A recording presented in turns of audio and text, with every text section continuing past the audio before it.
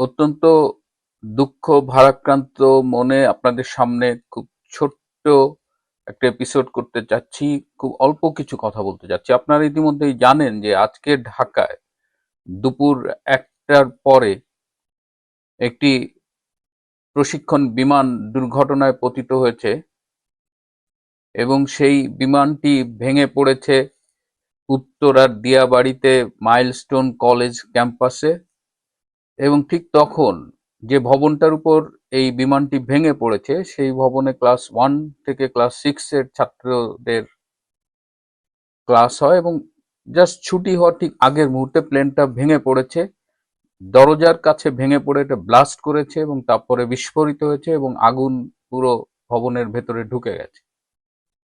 এ পর্যন্ত প্রচুর হতাহতের কথা শোনা যাচ্ছে। যে বিমানটি চালাচ্ছিলেন প্রশিক্ষণ বিমান, এটি হলো ফাইটার জেট বিমান F7 বিজিআই প্রশিক্ষণ বিমান। এটি চালাচ্ছিল তৌকির তৌকির পাবনা ক্যাডেট কলেজের এক্স ক্যাডেট, আমাদের ছোট ভাই।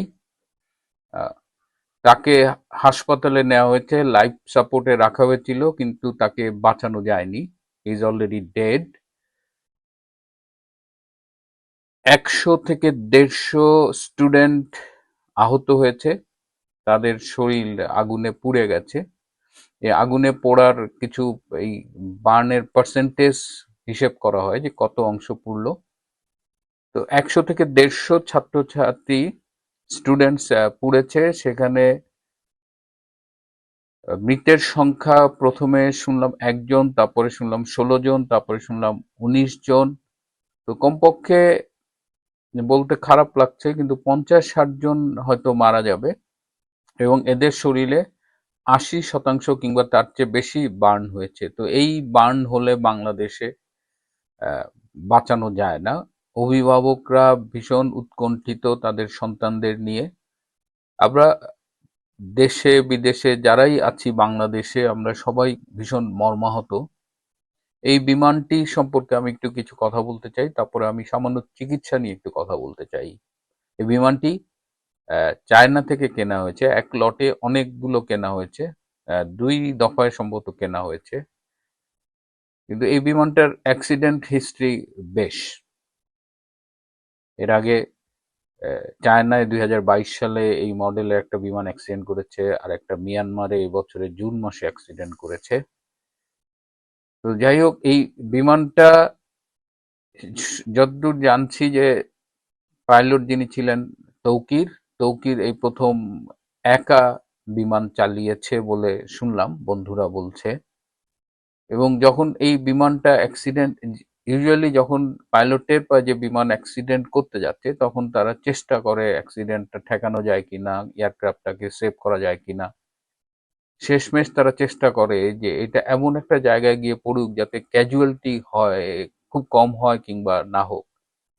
তো যেখানে এই মাইলস্টোন কলেজের পাশেই আবার মেট্রো রেল স্টেশনের ডিপো, সেখানে সেখানে হয়তো সে সেখানে পড়লে আবার অন্য রকমের ক্ষতি হতো, হয়তো এই বাচ্চাদের কিছু হতো না। কিন্তু সে সম্ভবত চেষ্টা করেছিল এটা একটা ফাঁকা জায়গায় ল্যান্ড করতে, but he couldn't do that. তো এটা এখন এটা আমাদের জন্য, মানে আমার কথা বলতেও কষ্ট হচ্ছে, কারণ আমি নিজেও বাবা। স্কুলে পড়তে গেছে, হাসি খুশি আমরা স্কুলে পাঠাই, বাচ্চাদের দিয়ে আসি আনি। আমি সেই বাচ্চাদের একদম কেজি স্কুল থেকে আনা নেওয়া করি। তো এটা এমন একটা ইমোশনের সাথে জড়িত, যখন স্কুলে রেখে আসি আবার নিয়ে আসি। আমার আমার খুব কষ্ট হচ্ছে কথা বলতে। কিন্তু আমি একটা কথা বলতে চাই যে এই যে বার্ন ক্যাজুয়ালিটি হয়েছে, এর আগে যতবার ক্যাজুয়ালিটি হয়েছে, ঢাকা মেডিকেল কলেজের পাশে জাঙ্কারপুলে শেখ হাসিনা বার্ন হসপিটাল করা হয়েছিল, এশিয়ার মধ্যে সবচেয়ে বড় হসপিটাল, ৫০০ বেডের। এই হাসপাতালটা তিলে তিলে গড়ে তুলেছিলেন ডক্টর সামন্তলাল সেন, যিনি কয়েকদিন আগেও স্বাস্থ্যমন্ত্রী হয়েছিলেন। শেখ হাসিনা তাকে স্বাস্থ্যমন্ত্রী করে আমাদের সবাইকে চমকে দিয়েছিলেন। কিন্তু আমি এই মানুষটাকে সেই ৮৫ সাল থেকে চিনি। আমি ঢাকা মেডিকেল কলেজে আসার পর থেকেই আমি এই মানুষটাকে দেখেছি। আমি জানি না কেন এই মানুষটা আমাকে অনেক স্নেহ করতেন। এবং আমি যখন এই ফেনীর মেয়েটা মারা গেল, নুসরাত, মাদ্রাসা ছাত্রী যাকে আগুনে পুড়িয়ে হত্যা করা হলো, নুসরাতকে নিয়ে আমি যখন একটা উপন্যাস লিখলাম, তখন এই বার্ন ইউনিটের ব্যাপারে আমার অনেক তথ্য সংগ্রহ করতে হয়েছিল এবং বার্ন ইউনিটে অনেকেই আমাকে হেল্প করেছে। এই বার্ন ইউনিটটা এই ঢাকা মেডিকেল কলেজে প্রথমে একটা ছোট্ট ইউনিট, হ্যাঁ, এই যে তখন এই ইমার্জেন্সি ছিল, ইমার্জেন্সির পাশে ক্যাজুয়ালিটি ওয়ার্ড, তার পাশেই কয়েকটা বেড নিয়ে এই বার্ন ইউনিট। সেখান থেকে সামন্তলাল সেন এটাকে একটা বিশাল হসপিটালে পরিণত করেছিলেন বিগত শেখ হাসিনা সরকারের সহায়তায়। তিনি একটা টিম তৈরি করেছিলেন, কিন্তু গত জুলাই আগস্টের ষড়যন্ত্রের ফলে সবকিছু তছনছ করা হয়েছে। এই ডক্টর সামন্তলাল সেনের নামে আজগুবি অসংখ্য মামলা দেওয়া হয়েছে এবং তিনি যাদের নিয়ে এই হাসপাতাল, এই বার্ন পুরো প্রজেক্টটা সাজিয়েছিলেন, যেসব ট্রেইন ডক্টর, তাদের অধিকাংশকেই ঢাকার বাইরে বদলি করে দেওয়া হয়েছে অপ্রাসঙ্গিক জায়গায়। কেউ, আমার খুব মনে পড়ছে, আমার আরো বেশ কিছু ছোট ভাই বোন ছিল, আমি যেতাম ঢাকায় গেলে দাদা অন্তত একবার ফোন করে বলতো যে ডাক্তার মিল্টন একটু আসেন, দেখে যান, এবং আমাকে ঘুরে ঘুরিয়ে দেখাতেন। শেষ যেবার গেলাম ছাদে উঠে দেখালেন যে হেলিপ্যাডও করা হয়েছে, যে ইমার্জেন্সি পেশেন্ট যেন দরকার হলে এয়ার অ্যাম্বুলেন্সে করে বা হেলিপ্যাডে করে নিয়ে আসতে পারে। তো আজকে আমি খুব মিস করছি সামন্তলাল দাদাকে। আমি জানি না আমাদের রাজনীতির ঊর্ধ্বে উঠতে পারবো কিনা।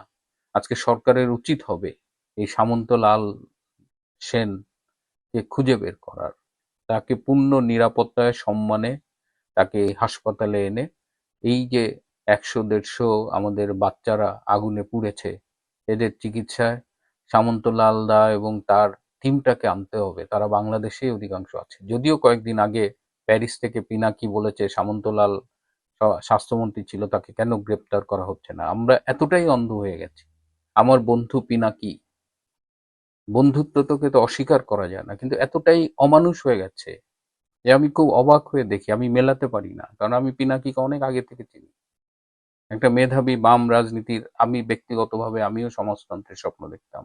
সেই মানুষটা পোস্টে পোস্টে পোস্টে এমন নষ্ট হয়েছে, এবং সে আজকে এইসব বাদ দিয়ে আমরা যদি আমাদের বাচ্চাদের বাঁচাতে চাই, সামন্তলাল সেনের সহায়তা নিন, তার টিমকে আনেন, অন্তত ৫টা জীবন বেঁচে যাবে। আই টেল ইউ, অ্যাটলিস্ট ৫টা বাচ্চা বেঁচে যাবে যদি সামন্তলাল দাকে আমরা সেখানে এই এই ক্রাইসিস ম্যানেজ করার জন্য সসম্মানের দায়িত্ব দেই। মানুষের জীবনের চাইতে তো বড় কিছু নেই। আর একটা ছোট্ট অনুরোধ, যে শুনলাম যে আমাদের রাজনৈতিক নেতারা হাসপাতালে ঝাঁপিয়ে পড়ছে একেবারে, প্লিজ, এই বার্নের পেশেন্টদের মরে যাওয়ার অনেকগুলো কারণের একটা রিস্ক হলো যে তাদের ইনফেকশন হয়, সেই ইনফেকশনটা কন্ট্রোল করা যায় না। তো হাসপাতালে যদি এখন আমাদের নেতারা ভিড় বাড়ায়, তাহলে তো এইসব বাচ্চাদের যতটা না একটু ভালো হওয়ার সম্ভাবনা ছিল, এই ইনফেকশনের রিস্কে তাদের অনেকেই আবার মারা যাবে। প্লিজ হাসপাতালে ডাক্তারদের চিকিৎসা করতে দিন। আপনারা দূর থেকে শোক জানান, অনেক কিছু করার আছে, অনেকের ব্লাড লাগবে, ব্লাড দিন, যা লাগে বাইরে থেকে করুন, হাসপাতালে ভিড় করবেন না প্লিজ। আজকে আর কথা বলতে পারছি না আসলে।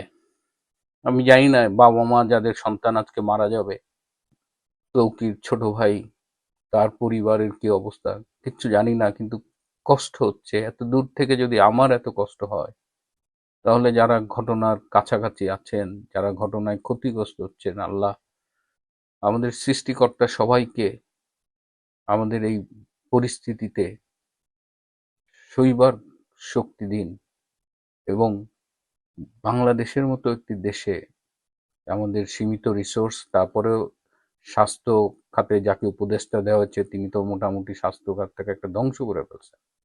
তিনি নিজেই অসুস্থ, প্রায়ই বিদেশে থাকেন, রাষ্ট্রীয় টাকায় চিকিৎসা করেন, সিঙ্গাপুরে থাকেন, আমরা জানিও না। বাট এখন আমাদের we need to act, and act very quickly. প্রিয় বন্ধুরা, আসুন আমরা সবাই মিলে দোয়া করি, যারা মারা গেছে সৃষ্টিকর্তা তাদের